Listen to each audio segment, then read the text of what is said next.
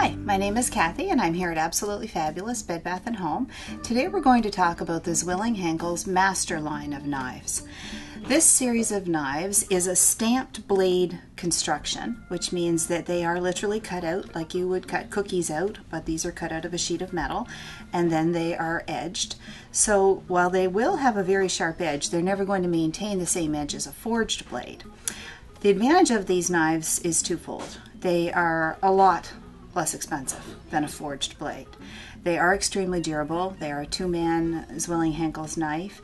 They are dishwasher safe. With that yellow neoprene handle, you can see them in the sink if you're washing by hand, but they also will go in the dishwasher and you won't have the blade separating from the knife. They make a whole series, and the line is truly designed for chefs and commercial kitchens, but the two most basic knives are your slicer, or your utility knife, and your chef's knife. They do the chef's knife in the 8-inch, which is a standard.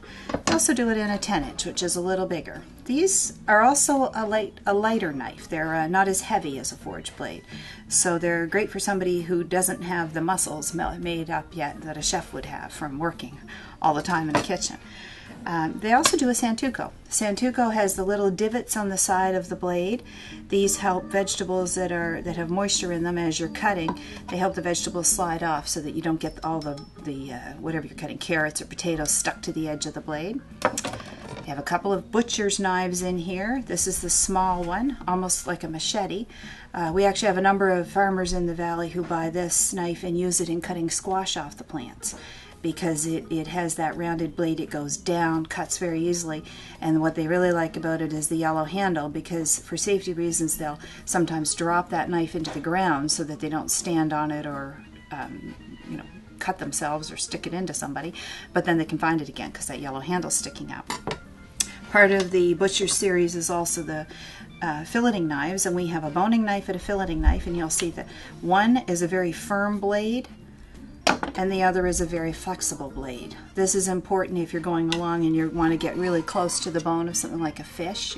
You're filleting a fish, or anytime you want to get really close but you want to have a little flexibility in your knife.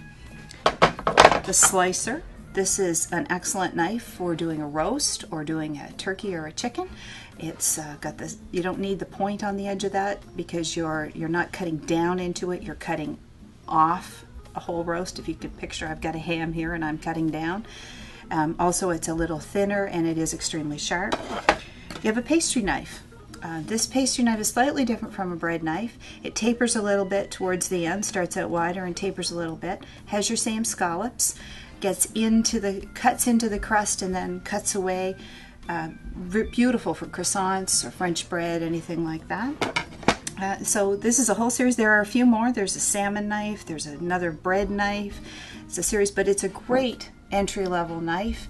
It's a workhorse. It's got a long lifespan and can be sharpened like all of our other knives. So thank you very much.